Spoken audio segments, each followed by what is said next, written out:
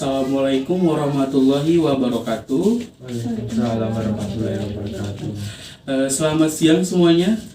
Ya, Semoga kita dalam keadaan sehat walafiat. Pertama-tama adalah kita bersama-sama panjatkan puji syukur kehadiran Allah Subhanahu wa taala yang mana pada pagi hari ini kita bisa berkumpul di ruangan ini dalam rangka kegiatan penyuluhan atau pendidikan kesehatan terhadap pasien postpartum atau masa nifas.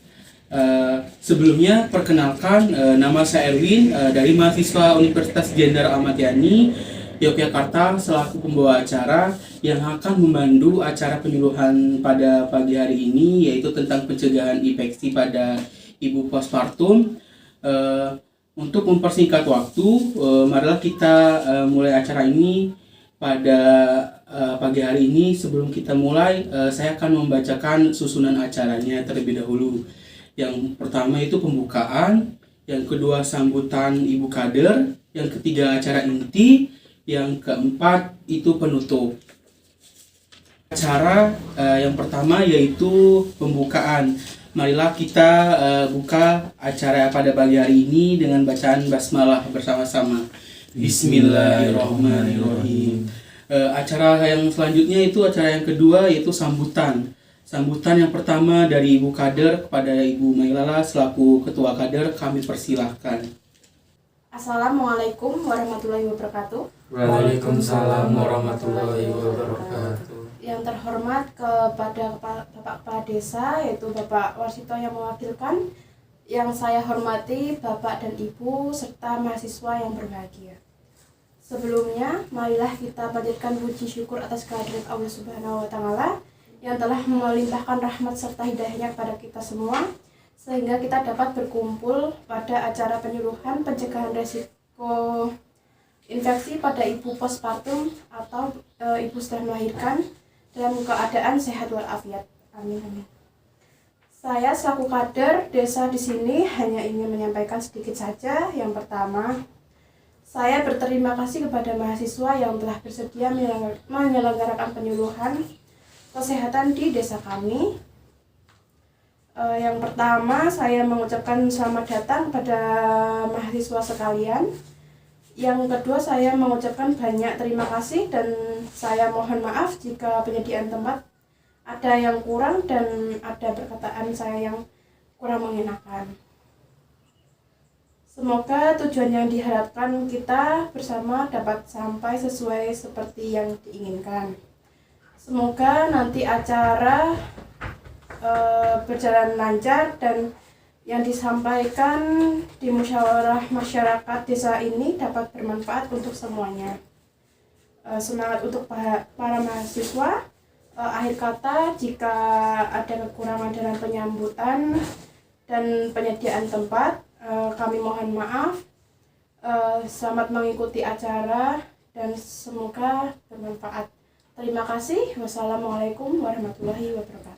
Waalaikumsalam warahmatullahi wabarakatuh.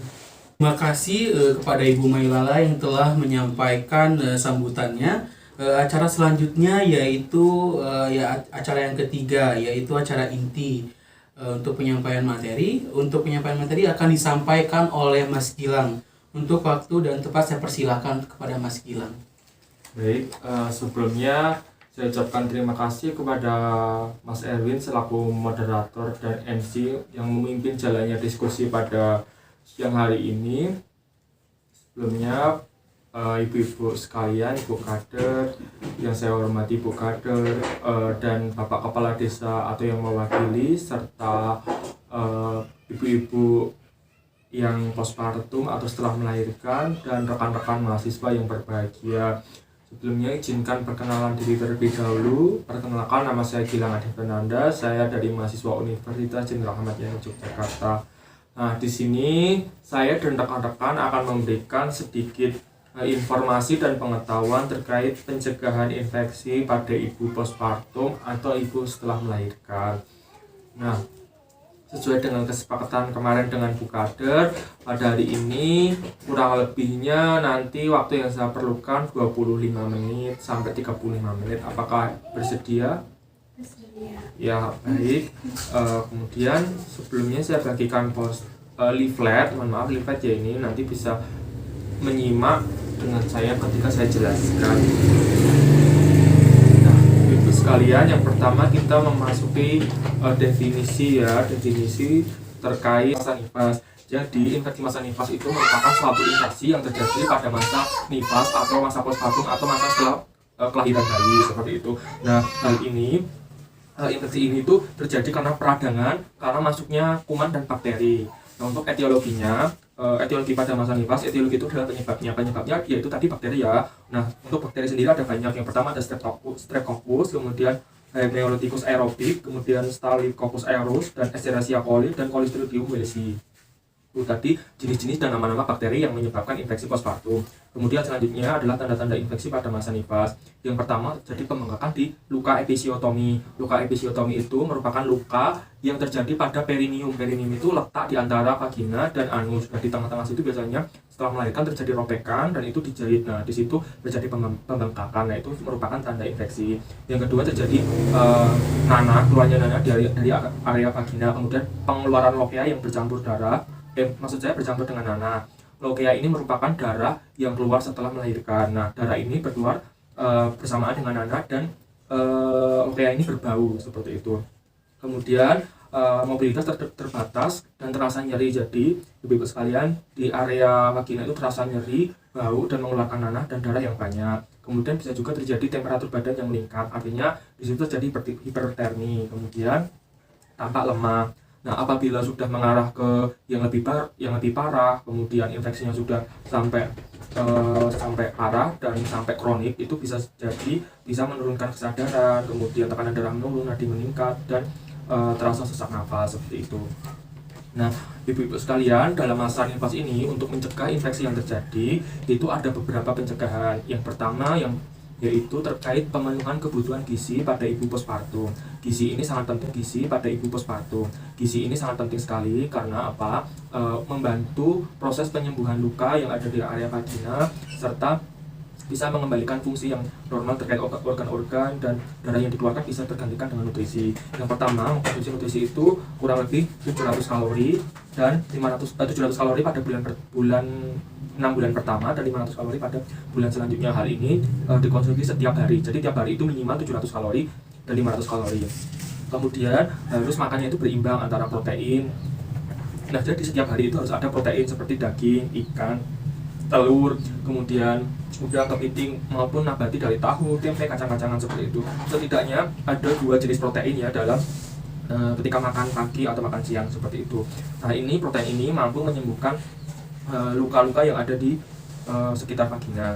Kemudian yang kedua itu ada mineral. Mineral ini banyak dari ikan dan daging, karena ikan dan daging itu banyak mengandung kalsium, fosfor, dan zat besi serta sodium. Kemudian juga vitamin. Vitamin ini bersumber dari hewan dan nabati, bisa juga dari sayur-sayuran, kemudian dari ikan, seperti itu. Kemudian air putih minimal 3 liter per hari. Kemudian ada juga pilih zat besi. Pilih zat besi ini ditujukan karena pada saat postpartum itu terjadi suatu perdarahan yang sangat banyak, sehingga buat mencegah terjadinya anemia atau hemoglobinnya turun, maka diberikan pilih zat besi, seperti itu. Kemudian minum vitamin. Nah, ketika sudah setelah melahirkan, biasanya dokter atau bidan akan meresepkan vitamin untuk pemenuhan kebutuhan kesehatan pada ibu postpartum. Nah, ini ada contoh menu makanan ya Bu di halaman selanjutnya, yaitu ada nasi, semur ayam, nanti bisa dilihat sendiri. Kemudian ini sebagai panduan menyusun makanan. Misalkan di situ ada semur ayam, mungkin bisa diganti dengan daging sapi, atau mungkin bisa yang penting tentunya adalah protein. Kemudian untuk yang tadinya itu ada sayur, misalkan di situ sawi putih, mungkin nanti bisa diganti dengan kangkung atau lain sebagainya. Seperti ini hanya sebuah panduan saja. Kayak gitu. Jadi item yang ada di sini itu harus dipenuhi. Misalkan ini nasi, itu bisa juga diganti dengan nasi merah dan lain sebagainya. Kemudian yang selanjutnya adalah ambulasi. Ambulasi ini merupakan suatu pergerakan dini atau gerak setelah melahirkan gitu. Nah, tentang gerak ini harus dimulai secara bertahap. Yang pertama itu miring kanan, miring kiri, kemudian menggerakkan kaki, seperti itu ya. Nah, hal ini ambulasi ini kontraindikasinya pada ibu yang mengalami anemia berat, kemudian penyakit jantung, paru-paru, demam, dan sebagainya, itu kemungkinan ambulasinya ditunda gitu. Kemudian untuk yang selanjutnya adalah perawatan perineum. Nah, perawatan perineum ini merupakan perawatan vulva dan di bagian perineum untuk mencegah terjadinya infeksi. Nah, untuk langkah-langkahnya, yang pertama biasanya itu walaupun tidak terjadi infeksi tetap nyeri di area sekitar vagina karena ada terdapat jahitan apabila itu kelahiran normal ya, dan tentu saja terdapat robekan di area vagina. Maka solusinya yaitu dengan kompres hangat. Ini dilakukan duduk di dalam air hangat atau menggunakan lampu pemanas selama 20 menit. Hal ini bisa mengurangi nyeri. Kemudian setelah itu ibu bisa mengalirkan dan membilas area perineum dengan air hangat atau cairan antiseptik. Jadi vagina itu dibilas dengan air hangat atau cairan antiseptik. Nah, cara membilas atau mencipik vagina itu dari vagina ke anus, jangan dari anus ke vagina, karena kalau dari anus ke vagina maka kotoran itu akan masuk ke vagina. Seperti itu ya Bu. Kemudian untuk kan sama dikeringkan pakai kain yang halus seperti handuk itu dari vagina ke anus seperti itu. Kemudian ganti pembalut bersih setiap 4-6 jam. Nah, ini juga mencegah infeksi. Kemudian memasang pembalut dari muka ke belakang agar tidak terjadi penyebaran. Seperti itu penyuluhan dari saya, kurang lebihnya mohon maaf. Apabila yang ada yang ingin ditanyakan silahkan Bu. Terima kasih Mas Gilang atas pemaparan materinya. Selanjutnya kita ke sesi tanya jawab. Silahkan ibu-ibu sekalian dapat bertanya kepada materi apa aja yang ingin ditanyakan. Silahkan, saya persilahkan kepada materi untuk menjawab pertanyaan dari ibu-ibu sekalian. Baik, saya Gina izin bertanya, apa saja tanda dan gejala infeksi masa nifas? Baik, terima kasih kepada Ibu Gina yang telah bertanya kepada saya. Sebelumnya saya tanya, Ibu Gina habis melahirkan ya? Iya. Ya, baik. Untuk tanda dan gejalanya, yang pertama itu, apakah Ibu dilakukan episiotomi atau penjahitan di area perineum? Iya, dilakukan. Nah, untuk itu yang pertama di jahitan itu ya Bu, itu dilihat apakah terjadi bengkak atau tidak, terus kemudian terasa nyeri atau tidak, dan terasa panas atau tidak. Apabila itu tanda-tanda gejala itu dirasakan, maka curiga infeksi, silakan Ibu bisa langsung ke bidan atau ke puskesmas seperti itu. Kemudian tanda selanjutnya adalah perubahan warna kulit di sekitar, kemudian ada bau yang tidak sedap di lokeal, sama terjadi nanah di sekitar vagina. Seperti itu saja, dan ada gejala yang benar-benar terjadi biasanya seperti itu. Apakah ada bisa diterima atau ada yang ingin ditambahkan? Baik, sudah bisa. Terima kasih Mas. Ya, sama-sama. Baik, terima kasih kepada Mas Gilang atau kepada ibu sekalian yang sudah bertanya. Apakah ada yang ingin tanyakan lagi? Jika tidak ada, saya kembalikan lagi kepada Mas Gilang untuk memberikan evaluasi. Silakan kepada Mas Gilang untuk memberikan evaluasi materi tersebut. Karena penyuluhan sudah usai dan pertanyaan juga sudah dijawab, maka tiba saatnya kita di bagian evaluasi ya Ibu sekalian. Untuk evaluasi, yang pertama saya akan menanyakan terkait pencegahan infeksi masa nifas ya.